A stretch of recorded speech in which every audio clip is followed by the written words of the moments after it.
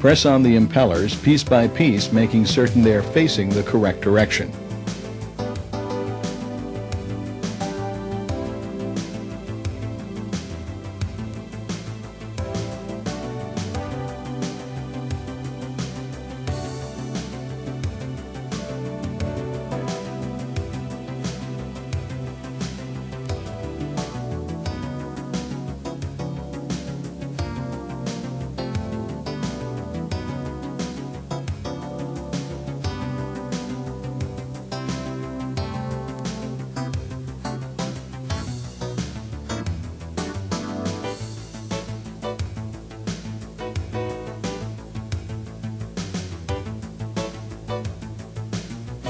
Now press on the wide front bearing with the silver side facing up.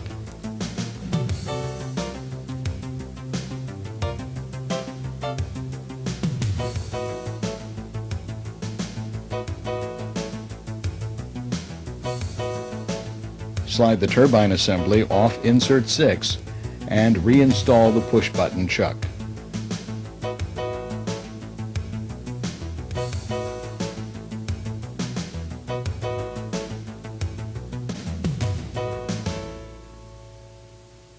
Remove the old O-rings and clean the handpiece and back cap, taking special care to remove all debris and lint. Carefully install the new O-rings. Be patient while installing the O-rings on this model, as it may take a few moments the first few times. Install the turbine and tighten the back cap. Insert a cutting burr to check to make certain the chuck is holding the burr properly. If the chuck is not holding the burr, it should be replaced. Here are some additional rebuilding tips. To remove the inner race of a broken bearing off of the spindle, take a pair of wire cutters and hold the groove of the inner race. Then put the burr end up into the spindle ram on the left side of the easy press and press the inner race off of the spindle.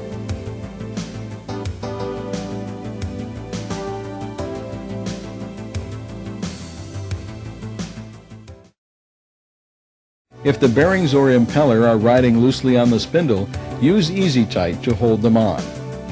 Drop a small amount of Easy-Tight onto a piece of wax paper. Then put a very small amount on the end of a sharp-tipped explorer. The tip should be moist but not runny. Then carefully apply the Easy-Tight to 2 or 3 locations on the inside of the inner race. Do not get any Easy-Tight inside the bearing assembly. Then carefully press the bearing or impeller into place. Using an air-water syringe, wash off any excess Easy-Tight. Let the turbine sit for at least 30 minutes before using. If rebuilding a canister-style turbine, use the Easy Canister Opener. Carefully look at the canister and find the seam where it should open. Then insert the end of the canister with the seam down into the opener. Make sure the alignment nipple on the canister is aligned with the slot stamped A.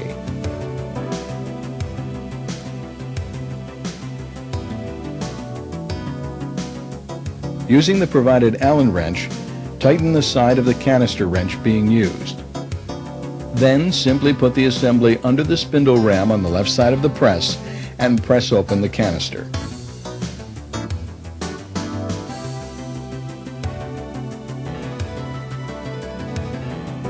On occasion, the spindle ram will pass through the canister without opening. In these cases, repeat the process using the canister plunger.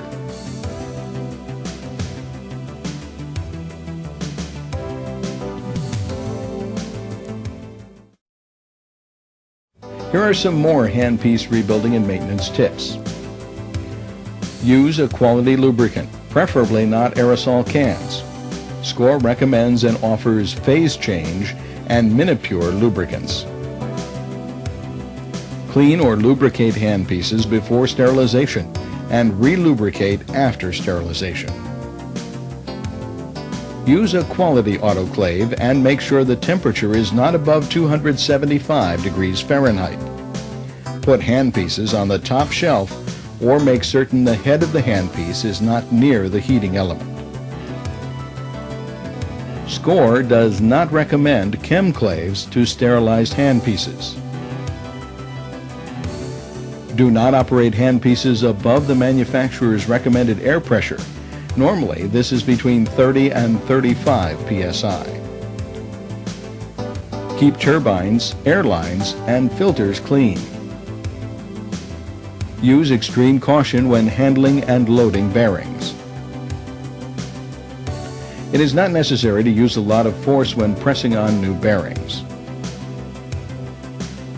Rebuild turbines as soon as they lose torque, begin to wobble, or make screeching noises. Remember to keep new parts separate from old parts. Use Easy-Tight to hold loose bearings and impellers on the spindle. Adjust or replace the chuck immediately if the burr begins to slip.